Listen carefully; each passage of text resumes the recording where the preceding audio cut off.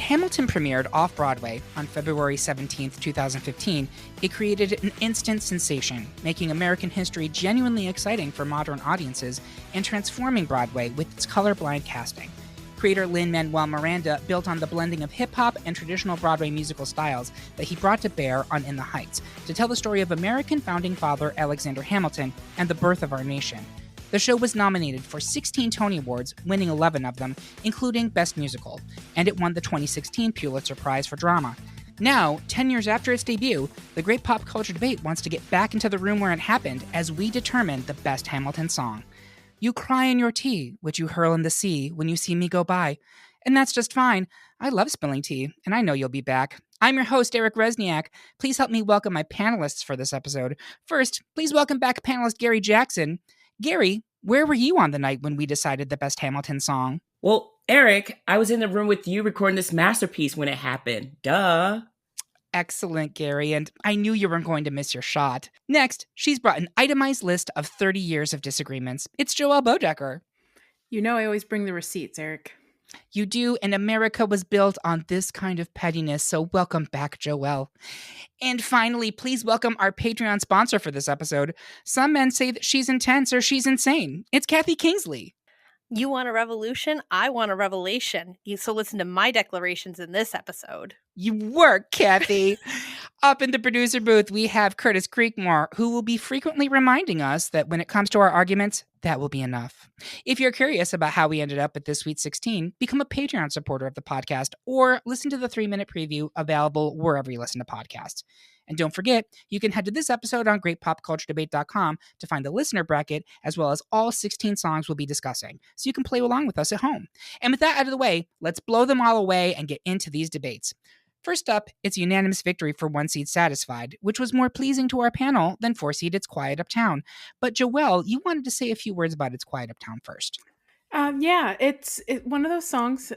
We will probably talk often about songs that make you cry listening to Hamilton. And the very first time I listened all the way through, and probably several times after that, that is a song that just made me so emotional. It is. There's a lot of songs about grief, but that is like the song about grief in this show, and it's just very meaningful. That said, it's up against Satisfied, and we will talk about Satisfied later. We will talk about Satisfied. So great. Thank you so much for speaking on that. Next, the majority of the panel wants to push the show's closing song, 2-seed Who Lives, Who Dies, Who Tells Your Story, into round 2. But Joelle wants an intimate moment with 3-seed Dear Theodosia. Joelle, share your well wishes for Theodosia. Kathy, rouse the crowd with your conclusions about who lives, who dies, who tells your story. Joelle, please go first. So Dear Theodosia is another one of those songs that upon hearing it, you're like, how is this song even possible in the middle of the show? How did we get this song? Like, every song in the show has its own merits and they're wonderful. Dear Theodosia, it's just, when I first heard it, it was a decade ago, give or take. And I was not a parent. In the end, didn't have kids. But in that moment, I was like, boy, this must be what it's like to have children. Like just wishing the whole world on these little kids and hoping for the best. And it's just, it's devastating and beautiful. And it if it doesn't make you feel things, you're cold, but it's okay. We're all cold in some ways. Your heart is cold, Lisa. Here is the trick that we're going to have with this debate is excellent songs are going to be going out from the jump because we only have 16. And this is a song, I think, our show with, I think we realized it was 47 songs on the original Broadway. 46, I miscounted. 46. 46 songs on the original Broadway recording, and it's going to get rough real quick. But that being said, Kathy, has she changed your mind, or are you sticking with Who Lives, Who Dies, Who Tells Your Story? She hasn't changed my mind. I do love, as a parent, I do love Dear Theodosia, and especially the line, when you smile, you knock me out, I fall apart. I'm getting chills just saying it. Like, it hits me every time because it's so true. Gary, are you sticking with Who Lives, Who Dies, or are you going to switch to Theodosia? I'm going to stick with Who Lives, Who Dies, but I also just want to highlight what Joelle is saying. I think this particular song, Dear Theodosia, for me, it has this isolation where just it is so intimate, and it's they're vulnerable throughout the show, but because they're singing about his child, it just is different level of complexity that it adds to the character to to Hamilton. But so I'm sticking with my vote, but I'm glad that Joelle, I'm glad you highlighted that particular aspect of the song. Yeah, same. I think it's a great song, but I am sticking with Who Lives, Who Dies. So that will continue into round two. Next 3/4 of the panelists are all about delayed gratification and want 4-seed Wait For It to continue into round two. But I want to keep telling the story of 1-seed Alexander Hamilton, the show's opening number. Gary, don't hesitate to defend Wait For It. I will be the damn fool who takes his shot for Alexander Hamilton, and I'll go first. This is the opening song of the show, and it has an incredibly important role. It has to set the tone musically, thematically, and that was an especially big lift for this show because it was such a huge departure for many of the people in the audience of this show, right? I think we have to contextualize when Hamilton came out and hit. In the Heights was certainly a sea change for Broadway in many ways, but this was speaking to like the established Broadway audience in a way that In the Heights I don't think did. So it had to really slap you across the face and get you to understand this is what this is going to be like, and you have to like it. And boy, does it succeed there.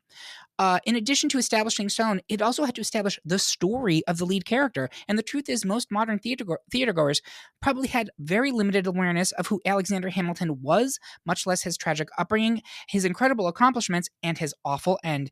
The song is astonishingly effective, with most of the main cast trading off verses as they set up the story, building up to the "In New York, you can be a new man, just you wait" bridge, and then that terrifically ballsy wrap-up with the characters telegraphing their own roles in the story, culminating in Burr's "And me, I'm the damn fool who shot him." It's one of the most successful opening songs in Broadway, in my opinion. With that being said, I'm going to ask, did I change anybody's mind? Are you sticking with Wait For It, Joelle? I am sticking with Wait For It. Gary Jackson, have I changed your mind, or are you sticking with Wait For It? I'm sticking with Wait For It. Kathy Kingsley, is it going to be Wait For It, or are you switching to Alexander Hamilton? I'm going to stick with Wait For It. It was close. Wait For It is just so damn good. It's okay. I took my shot, much like we're going to talk about it, as we go forward. I'm not mad about it, so Wait For It will continue into round two. Next, the panel is currently split between 2-seed You'll Be Back and 3-seed What Did I Miss? Joelle, bring Thomas Jefferson into the picture and bring us back into Act 2 by stumping for What Did I Miss? Kathy, tell us why. If You'll Be Back goes out in round one, you'll go mad. Kathy, please go first. Okay, so this song, I had it originally ranked on my list at number 5. All of King George's numbers in this musical are hilarious and memorable. The character's only on stage for like 8 or 9 minutes for the entire run of the show, which is incredible. But these musical numbers are just so vastly different from everything else in the show. This one's my favorite of the 3. It introduces us to this garish, overly confident monarch through like a 60s Brit pop inspired absolute banger of a song. I defy you not to sing along to the chorus. I absolutely defy you to do it. It's impossible. It's an absolute bop. I love listening to it, even when it's being harsh, when it misdirects us with peppy and joyful tones, and then devastating lyrics of "I will send a fully armed battalion to remind you of my love." I laugh every single time. The inspiration behind the song was reportedly came when Lin-Manuel Miranda went for a drink with actor Hugh Laurie and told him an idea of this like breakup letter from King George to the colonies. And Manuel Miranda says Hugh Laurie just wagged his finger and said, "You'll be back." And the song was born. That's great. Can I just say, like, every time I listen to that, even from back from the beginning, I'm thinking to myself, Jonathan Groff, it's Jonathan Groff at this point, right? Like, he's a major star, and he's on this show for a total of, like, 8 minutes. Was he just backstage doing Sudoku? Like, what did he do for the entire run of the show? And he had to stay in costume the whole time, presumably. Yeah. Like, where's that documentary? You'll Be Back, the Jonathan Groff behind the scenes of Hamilton show. He'll be back on stage in 20 minutes. In 30 minutes. Joelle, talk to us about What Did I Miss? Yes. So, by the way, the one thing I just, You'll Be Back. I love that it's this like moment of we are children. We are stupid, dumb children, and Dad is mad at us, right? What Did I Miss is another moment of the show where things have just, I think is it the first thing after the break, right? So we took an intermission, whatever they're called in Broadway, and we came back and suddenly we have this like jazzy. Totally, it's not Lafayette anymore. Now it's Jefferson, but Daveed Diggs is on there in his like purple red suit, just like hamming it up on stage. There's like a reference to even Sally in that particular song that always makes me go, Mm-hmm. And yes, so it's a moment of comedy, especially after the break, after the war is over and now we're doing the next thing in America. We have this moment of Jefferson is an absolute delight until we find out maybe he's a villain. Who's the villain? We don't really know. Anyway, totally delightful. Excellent. Gary, where are you? Are you on What Did I Miss, or are you on You'll Be Back? I am on What I Missed just because I think both of these songs do a great job with having kind of like a chaotic and a serious moment of I'll kill you, and also what are we going in this next chapter of America, New America? But the comedy chops in both of these characters, portrayed by amazing actors. But What I Miss, I just love the cadence of the song as well, and it's a good refresh. I'm sticking with You'll Be Back. So we are evenly tied. And an evenly tied, we go to the seeds. And You'll Be Back is a 2 seed. What Did I Miss is a 3. So You'll Be Back will indeed be back for round 2. Next, it's another unanimous victory, this time for 1 seed Burn, which torched the chances of 4 seed Nonstop. But Kathy, you wanted to pause to speak on Nonstop. Yeah, this one, it's that Act 1 finale that really just encompasses all the songs from Act 1, all the story from Act 1, and it's catchy as hell. I think if I counted correctly, there's at least references to 9 or 10 songs in Nonstop, and it does have that driving beat. I love listening to it every time. I understand why it's going out to Burn. Burn's a great song, but it reminds me of like One Day More in Les Mis. It just has that energy of summing up and sending us into intermission. Yep, and you need that from a good end of Act 1 song. That being said, we will be moving Burn into round 2. Next, the panel is evenly divided between 2 seed Helpless and 3 seed Yorktown, The World Turned Upside Down. Gary, prove to us that you're more than capable of defending Helpless. Kathy, keep the ship righted as you stump for Yorktown. Gary, please go first. Yeah, so what I love, I'm already like just giddy, obviously, just hearing my voice. You can't see me, but I think this song captures Eliza's is from her perspective. And she's fallen in love with Hamilton, and it's just so cute, so dainty in a way of just like living in the moment in bliss. The song itself blends I wrote down like romantic joy with a sense of vulnerability from her. The structure of the song, the lyrical flow, Manuel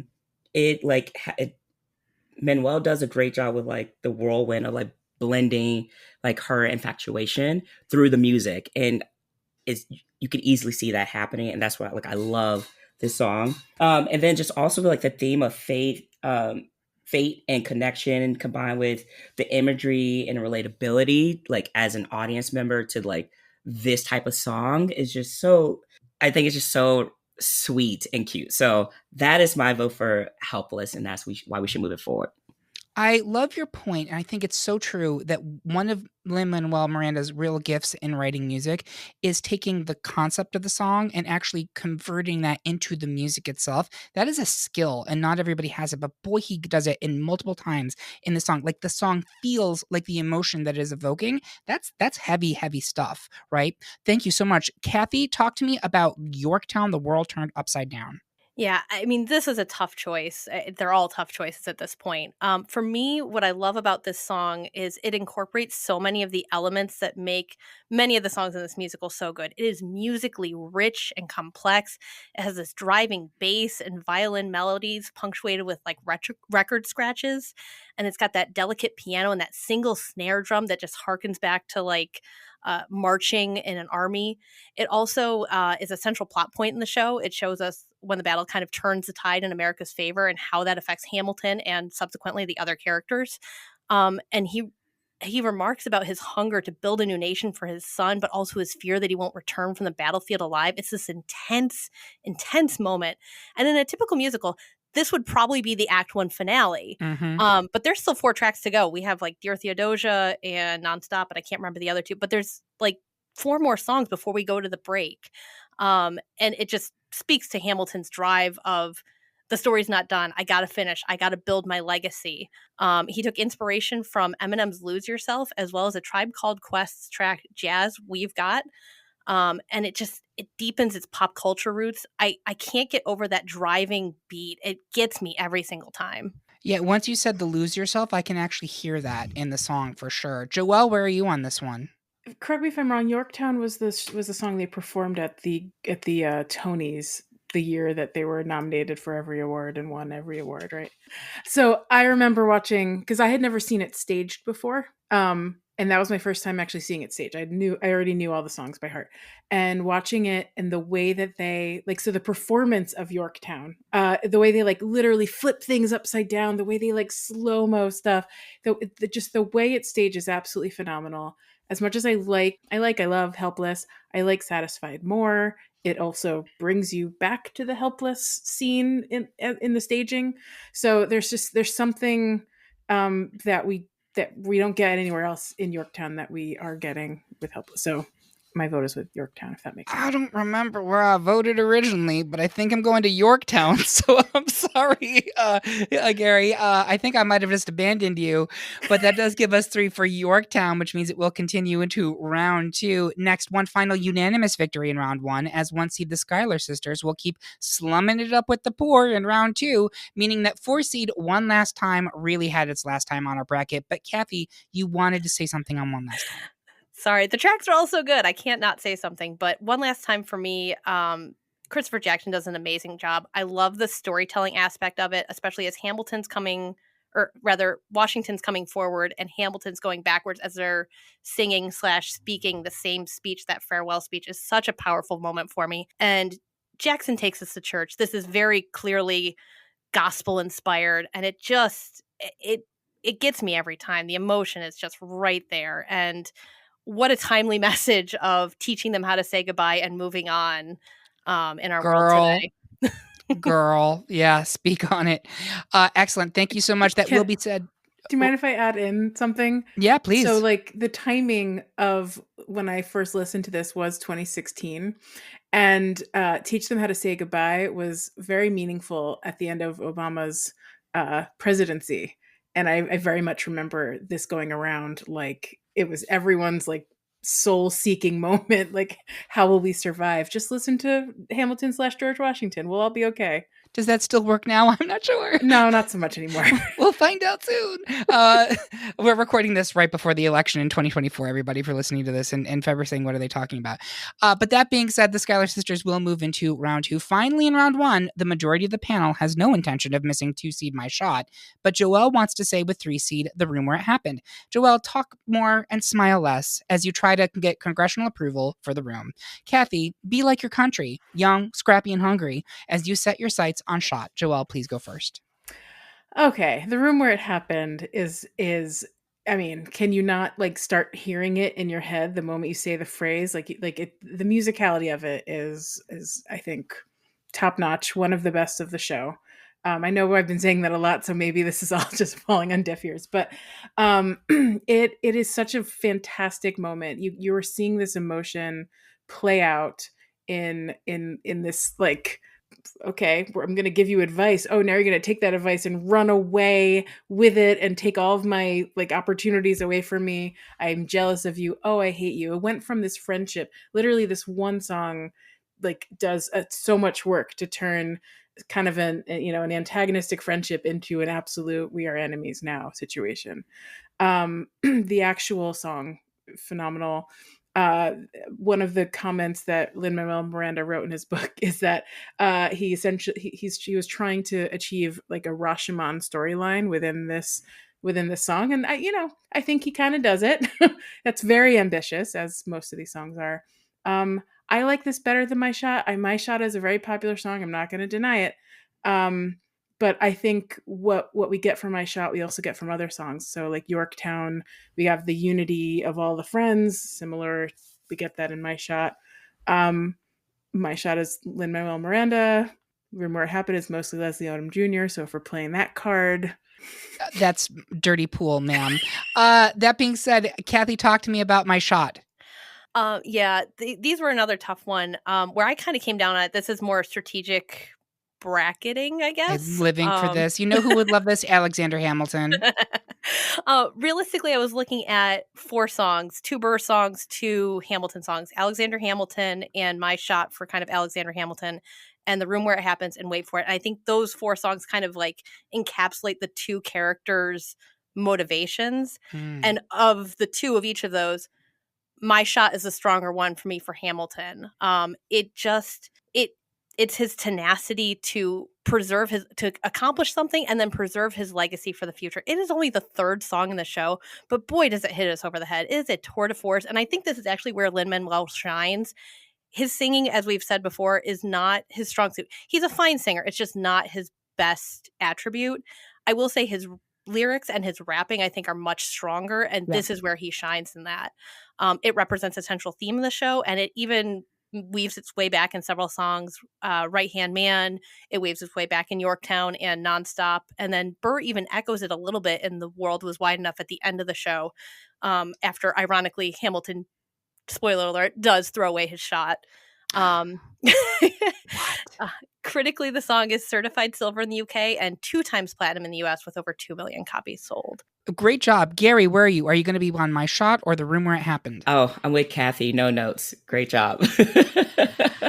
I think I'm still on The Room Where It Happened, although you both did very compelling arguments. It doesn't matter because in a split decision, it goes to the seeds, and My Shot is the 2 seed, so it will continue into round 2. And that's the end of round 1, folks. We're going to take a quick break to review the 10 dual commandments because I'm going to Jersey tomorrow, and everything's legal in New Jersey. We'll be right back after these messages. Do you suffer from FOMOphobia? That's the fear of missing out on important events that connect you to the world.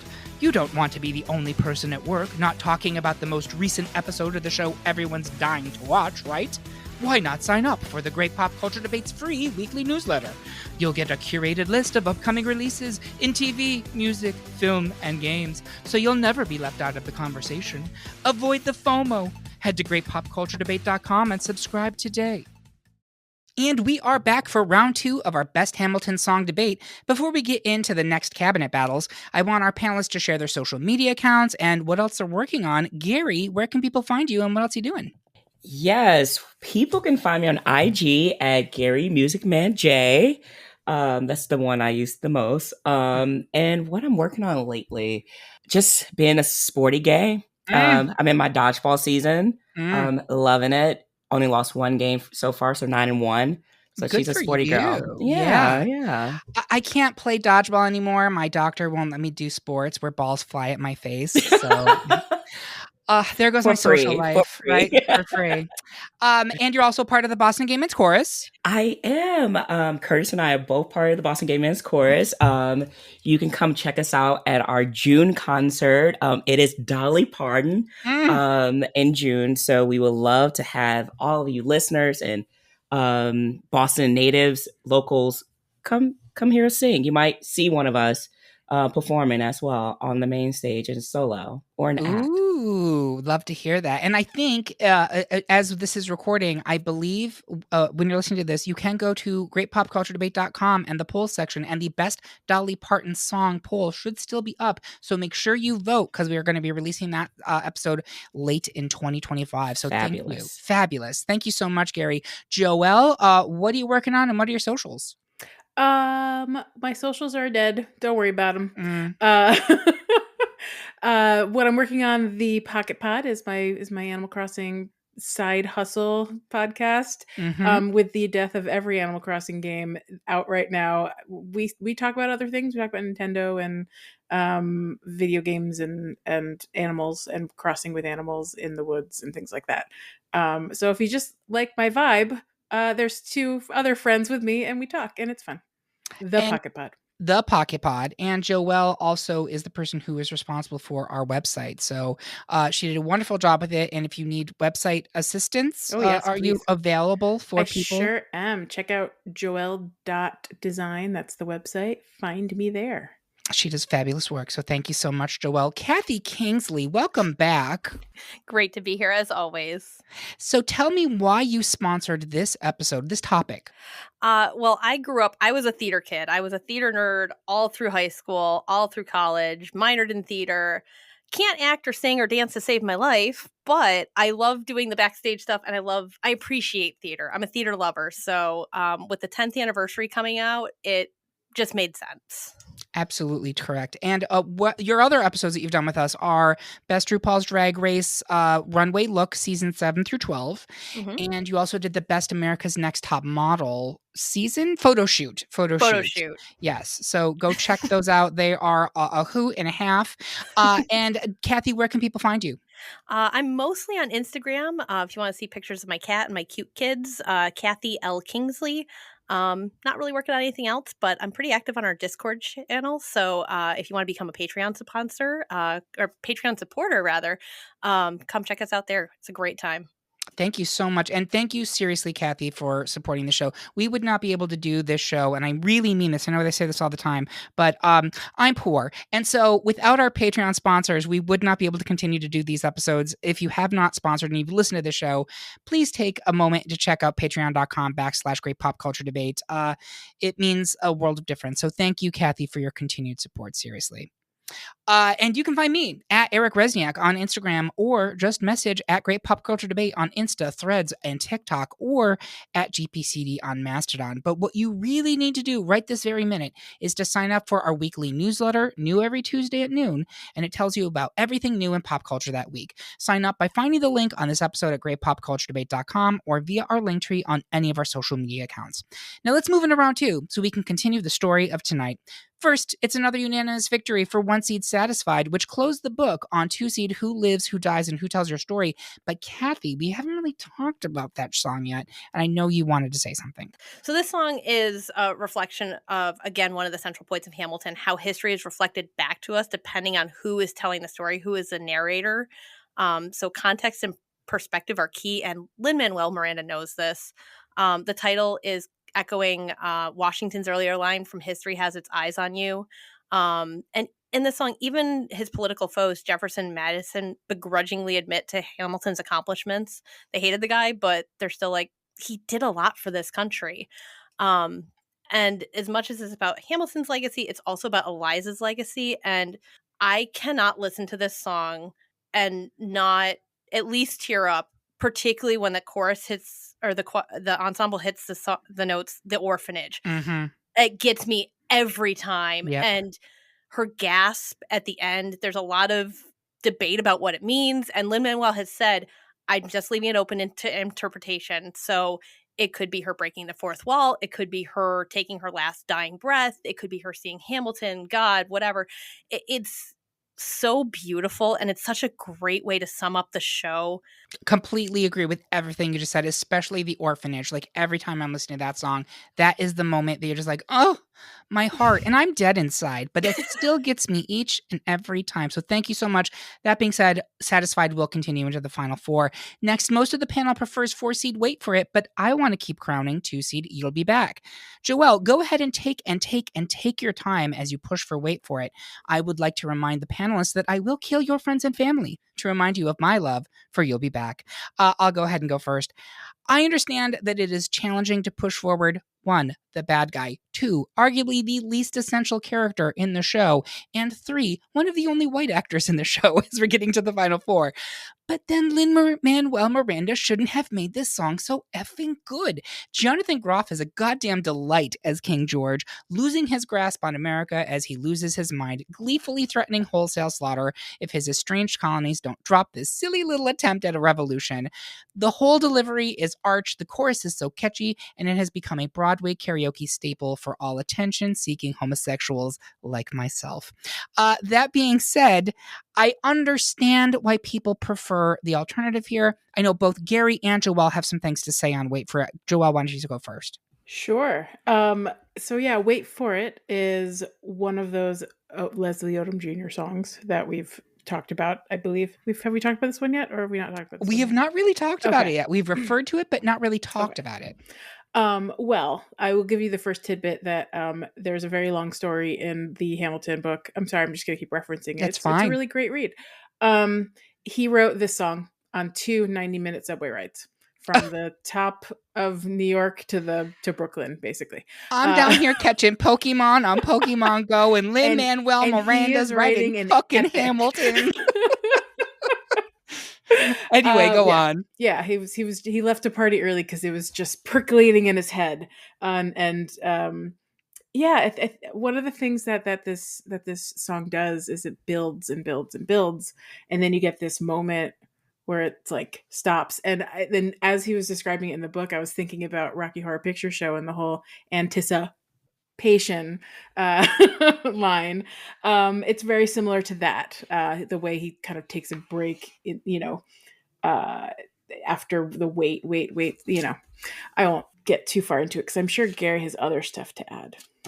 Well, Gary, do you want to talk about, first of all, are you going with Wait for It over You'll Be Back? Yes, I'm definitely going to go with Wait for It over You'll Be Back. Talk to me about Wait for It, yeah. I just to add to what everyone's saying, I think this is, for me, one of the songs where we get to see Burr actually comparing himself, like, in a way to Hamilton, but he's also showing like he's willing to wait for it. But I think it's something that we can relate to as an audience member. Like, we compare ourselves, we envy other people, like we see other people's success and we question, why aren't we there? And so I just think it was like, I wrote down, it's just a way, in a modern way, to relate to struggle, to pursuing one's dreams.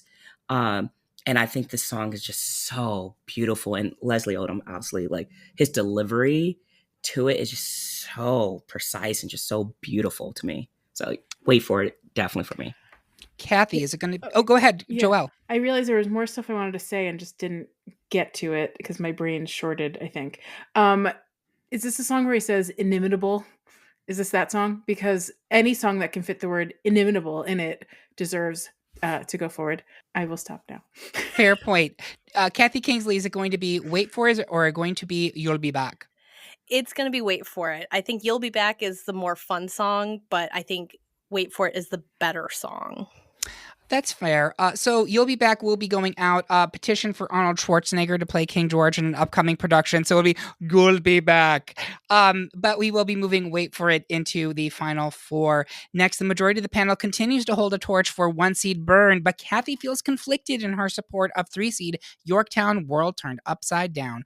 Gary, be careful with this one, love. Do what it takes to make Burn survive. Kathy, prepare for battle as you defend Yorktown. Kathy, please go first. Yeah, I might turn the podcast upside down and actually switch to Burn. Oh, I didn't realize that was what it was up against. I do love Yorktown, and I do think it just has that driving, I talked about, that driving bass line and the violins, and then it just pauses for the single snare drum and the delicacy of that piano. Shifts the mood completely. It's an incredible accomplishment what he's managed to cram into one song, while also telling the story of this incredibly important battle, a huge turning point in the war. But man, Burn is just an emotional wallop of a song. I think I'm going to switch my vote. Maybe I'll let Gary speak on it first. Yeah, Gary, talk to us about Burn, because we really haven't talked about it yet. Yeah. So why I love that I got this song in particular is because I did Helpless, and I started off in speaking about how Eliza was so in love, and this song is, he crushed her heart, Mm-hmm. And so, and it goes back to Kathy, what you're saying, and just the women really drive this musical. And this is a particular moment where we get to see just all of the emotions and complexities and levels of Eliza's character. But I wrote that the song is so powerful and well placed in the musical as well. I think it's a moment kind of where you kind of, if you didn't really have feelings towards Hamilton, you kind of start side-eyeing him and like, how would you do this to her? Why would you do this to her?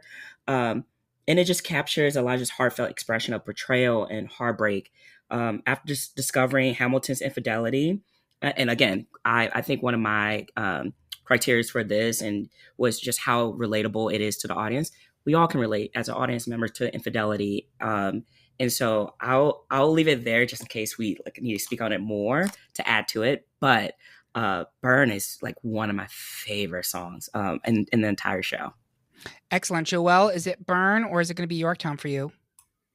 This is a very tight race for me. You guys would not be surprised to find out I did a whole rating system to help me figure out my favorite songs. That does not surprise me at all. These two songs are 0.03 separated from each other on my rating system. Ultimately, if I'm going to make a choice, I'm going to go with Burn because it is the raw emotion that Philippa Sue as Eliza gives us. That I think is way better than Helpless. If I'm going to compare, I go with Burn. Yeah, light him up. Light him up and rip him to shreds, honey. That's what I got to say. So, yeah, I'm going to make it unanimous, and Burn will continue into the final four. Finally, in round two, the panel is split between two iconic songs, one seed The Schuyler Sisters and two seed My Shot. Gary, you absolutely should brag as you drop knowledge for why we should vote for Shot. I will work with Angelica, Eliza, and Peggy as I push for The Schuyler Sisters. I'll go first. This was the song that made me pay attention to Hamilton. I first saw it performed by three young male actors at the 2016 MCC Miscast Gala and thought, man, that number is fire. And then I listened to the original Broadway cast recording with Renee Elise Goldsberry, Philippa Sue, and Jasmine Cephas Jones, and I was like, fuck, like that song is so good. It's just, it's musical crack. Like you can't stop playing it in your head, and it doesn't matter where you are, what it is. Like the actual rap verses in this track are so strong, and then the chorus with the harmonies, God, it's luxurious, but it is also so empowering. We hold these truths to be self-evident that all men are created equal. And when I make Thomas Jefferson, I'm going to compel him to include women in the sequel. Work. Like, come on. Come on. Like, that for me alone was worthy of the fucking Pulitzer. It's one of the few songs featuring the women in the cast as a group. And even more rare than that, it is an upbeat song that empowers them. And I just love it. In summation, work. Okay, Gary, talk to me about My Shot. Dang, this is a hard one too. And I'm like, I should just continue with the chaos of the episode. You want a revolution? I want a revolution. It is, is it Renee? Her name's Renee, right? Renee. That vein, when she was enunciating, killer. That was the first time I ever heard that song was with Miscast. Yeah. I saw that. But for My Shot, I got to go for the boys. I'm going to try to rep this for the boys. I think what I love about this song is it captured the ambition and determination of Alexander and his peers. In terms of just the musicality, the rhythm, the energy it conveys, a sense of urgency and hope for them. Like they're naive and they really don't know what's gonna happen. And I think it gives you an early theme of who we are to understand Alexander to become. He's a little reckless, and it shows throughout the show in history. And I just said the clever wordplay, mixing in hip hop with traditional musical elements, I think makes this song engaging, but more importantly, accessible. I think it's one of the first few songs that we hear rap or hip hop in like the terms of it being hip hop and musicals. Like it's very unheard of, but the way they deliver this was, you can take it in as someone who doesn't listen to hip hop or rap. Yeah, no, that is really we've talked a few different gifts that Lin-Manuel Miranda brings to this show, and that is certainly one of them, because this could have been it's to a very different audience, not the broader Broadway audience. This audience increased the scope of Broadway audience, right? It really blasted it wide open to people that never would have listened to this music otherwise. So excellent point. Kathy, where are you? Is it going to be My Shot or is it going to be the Schuyler Sisters? I think this was the hardest one for me in the entire bracket so far, because I love, and they're back to back, aren't they? I love these. They're very early in the show. They're very early, both very early in the show, and I love both of these songs, especially the Schuyler Sisters. I am going to give it to My Shot just because of it's got the rap references, it's got Broadway references. It is quintessential Lin-Manuel Miranda. It's the heartbeat of the show. I can't deny that.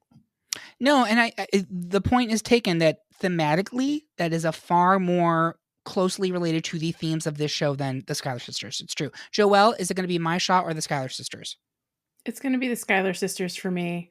If I'm going to pick between two songs that have a lot of DNA in common. We're learning about these two different groups of people, and then ultimately we learn how they find each other at the end of Schuyler Sisters. When it comes to women's empowerment, you guys probably know by now I'm always going to vote in that direction. Everything Renee Elise Goldsberry does is wonderful. I've never really been a fan of My Shot. I feel like it kind of goes on and it's a little repetitive. And yes, I know the point of it. Like it is bringing us to the whole story. I get it. But as far as just quality, I prefer Schuyler Sisters. So that gives us another even split. Schuyler Sisters is the one. So unlike Thomas Jefferson, we are including women in the sequel. The sequel being the final four. Work. With that, we have our final four. We're going to take a quick break to send a fully armed battalion to remind you of our love. We'll be right back after these messages. Listen up, all you groovy cats and cool kittens. Are you tired of being the silent spectator in the grand circus of pop culture? Well, fret not, my fabulous friends. It's time to strut your stuff and shake up the status quo by taking our polls. Let your opinions sashay down the runway of pop culture history like a fierce drag queen at Mardi Gras. Trust me, darlings, it's more thrilling than a game of Twister with the cast of the Brady Bunch. So stop sipping your lukewarm tea and join the fabulous fun. Head to greatpopculturedebate.com and find the polls section. You know I love a good poll. And we are back with the final four of our best Hamilton song debate. At this point in the show, I always like to take a step back and see if it shook out the way I was expecting it to. So we have 1 seed Satisfied versus 4 seed Wait For It. And when I said it was a 4 seed, everyone on the panel gasped and were like, what do you mean that's a 4 seed? And then 1 seed Burn versus 1 seed The Schuyler Sisters. And I feel like these are all iconic songs. I'm sure people will be surprised that My Shot's not here. I'm sure that people will be surprised that Alexander Hamilton's not here, but I don't know which of these I would remove to include them. That's my argument. With that being said, Kathy, as our sponsor, do you feel like this is the correct final four? I mean, I feel like going into this, there was really no incorrect final four. This is just such a stacked album that there are no bad options here. I had 2 of the 4 of these going forward, but I flipped my vote on a couple of them, so I can't even be mad at it. And we love it when people flip their votes. So thank you for doing that. All right. Let's get into these. We're going to go around the horn. 1 seed Satisfied versus 4 seed Wait For It. I'd like to start with Gary Jackson, top of the alphabetical order. Is it Wait For It or Satisfied for you? You know, I was going to argue for Wait For It, but I absolutely love Satisfied. And because I didn't get to argue for it, I will now in this moment. So Satisfied Please do. for me. Yeah, and talk to us about that, because we have not really talked about Satisfied literally at all. Why do we love it? I personally, it goes to it's the women singing it. One, mm-hmm. I love that. I'm a big fan of Renee in general, but I don't know. I just feel like we should move it forward because I love Wait For It, but I think Satisfied is a better choice out of the 2 for me. All right, Joelle, is it going to be Satisfied or Wait For It for you? Satisfied is hands down one of the most, if for lack of better words, satisfying songs of this musical. It's the moment where Angelica just lays it all out there, and you find out exactly what she did, what she sacrificed. You know, like every single feeling, it comes out in just the way she sings it. There's a really great little comment here from Lin in his book that I'm just going to mention. It allows us to twist several meanings from it. There's all sorts of manners of satisfaction, whether it's sexual, emotional, or financial. It's also a code word used in dueling to demand satisfaction. It's onomatopoetic. I love that he knows words like that. It feels like it sounds satisfying to sing. We wring every last bit from it. And I was like, yeah, that's how the song feels. It really is. And the way they staged it, I mentioned this earlier when we were talking about Helpless, but the way they staged it where it like rewinds, and it's while she's going rewind, you know, and then they literally rewind it to see how it all played out behind the scenes. And that's a really cool effect that you don't get very much on Broadway in musical theater ever. Yeah. Great points. Thank you so much. Kathy, is it Satisfied or Wait For It? It's definitely satisfied, and I will pull in another comment from Lin-Manuel Miranda. He told The Hollywood Reporter, "The lyrics are some of the most intricate I've ever written. I can't even rap them, but Renee Elise Goldsberry, who plays Angelica, that's her conversational speed. That's how fast she thinks. You really get a sense that Angelica's the smartest person in the room and that she clocks Hamilton within a moment of meeting him." And that's everything you need to know about the song. It's a tour de force. It's incredible. Yeah, and I'm gonna make it a clean sweep for Satisfied here, but we need to speak on the icon and the like goddess that is Renee Elise Goldsberry. Girls Five Ever, Justice for She-Hulk, in which she's a supporting character. Like, she's just so good, and I'm sure that this is just the beginning for her, right? She's going on to so many great things, but what an incredible delivery for this song. It is going to our final two. I think that is justified. We're going to go next to Burn versus the Schuyler Sisters, 2 1 seeds. And I want to start in the back. Actually, no, I'm going to start with Joelle. I'm going to have Kathy make the decision finally. Ooh. Joelle, is it Burn or the Schuyler Sisters for you? Oh man, it's like girls versus girls, except okay, if we're going to talk about Renee Elise Goldsberry and her amazing career, Philippa Sue left Hamilton to go star as Amelie on Broadway, which is a show no one remembers because it didn't really do that great. But it was one of my favorite movies back in the early aughts. But yeah, she has had a continued career. She's now on primetime television with my beloved Joshua Jackson in Dr. Odyssey. I love seeing her face every week. She is amazing, and she's not just a fantastic singer, as we can now attest. Her performance in Burn, much like her performance in Quiet Uptown, much like various performances where she has to do all of the emotional labor of this show, she nails it. She nails it every time. Schuyler Sisters is a fun romp, and it sets the stage. But if we are talking best Hamilton song, and we've already put Satisfied, why not put her against her sister and put Burn? Yeah, good argument. Gary, is it going to be Burn or the Schuyler Sisters? I am going with Burn. I think from my previous argument, just to continue with that, I think the song is poignant. The lyrics is haunting. The melody conveys her pain and sense of loss, but also it shows her strength and vulnerability. I think for me at this point of the show, it also recontextualizes Eliza's role in the overall story in Hamilton's life, but the story itself.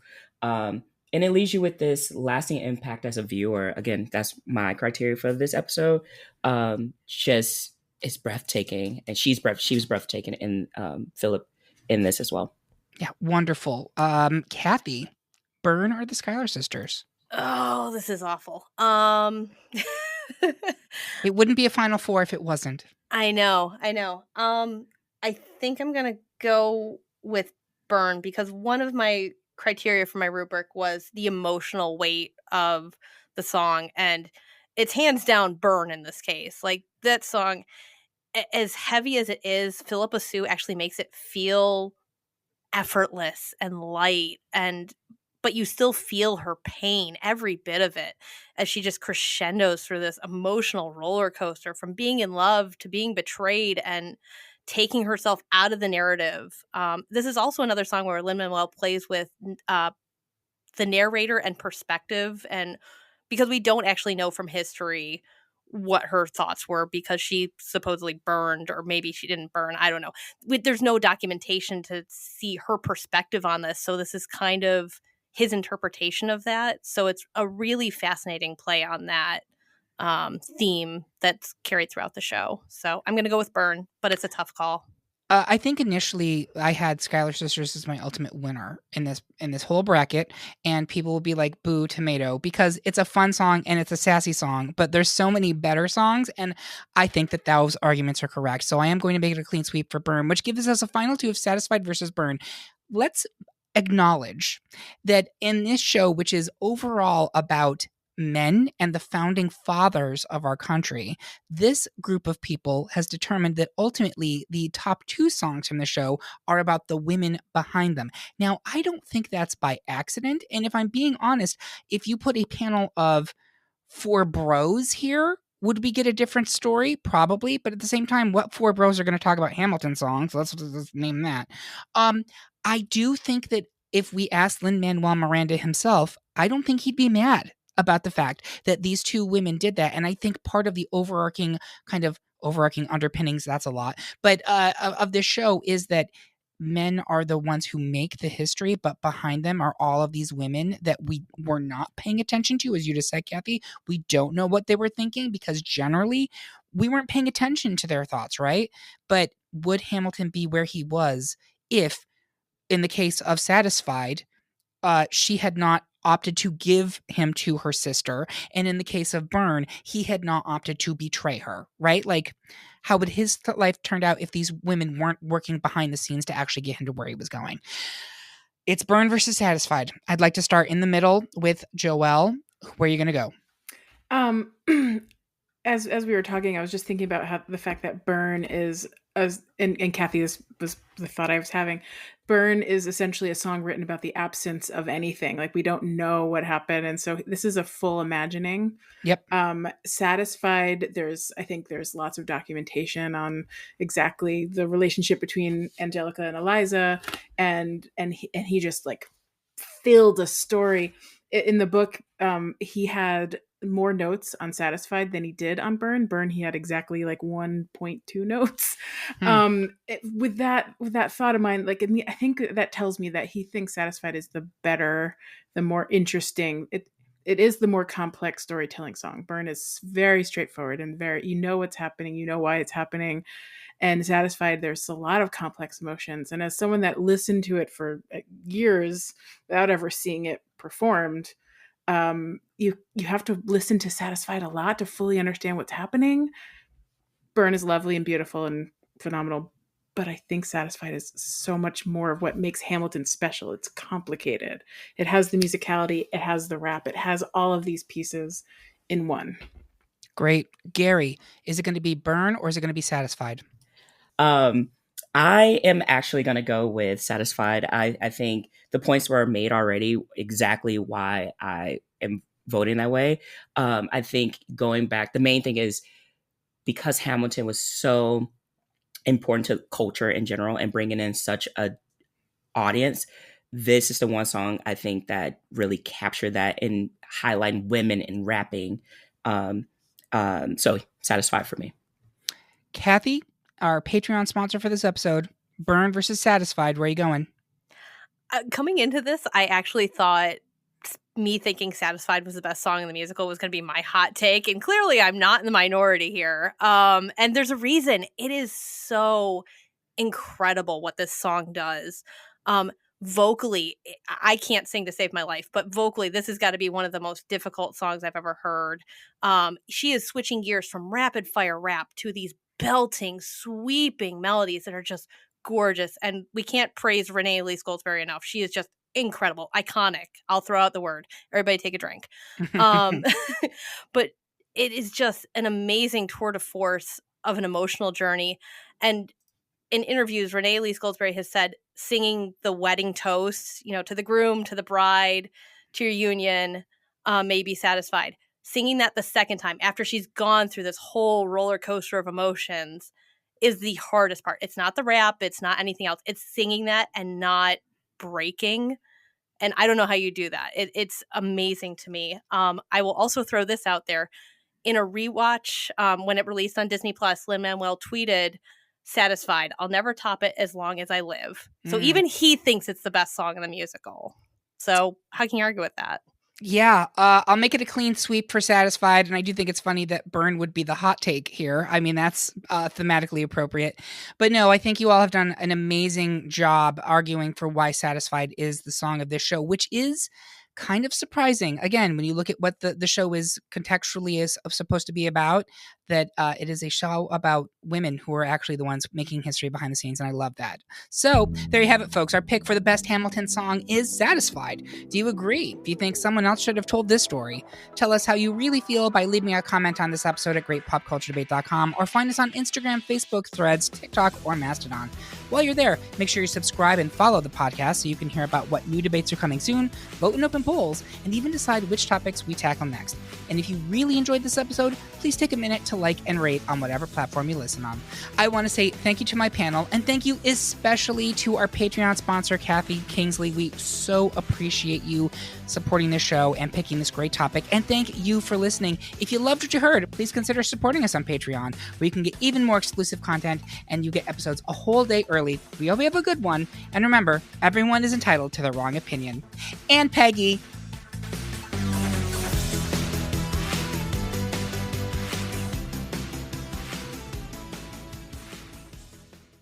Oh, we were going to do breathing noises. So if people want to unmute and do like a breathing noise, yeah, and like yeah, mouth noises.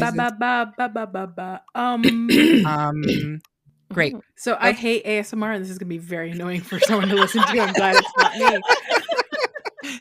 me. Okay, perfect. All right, thank you very much. You can all go back on mute now.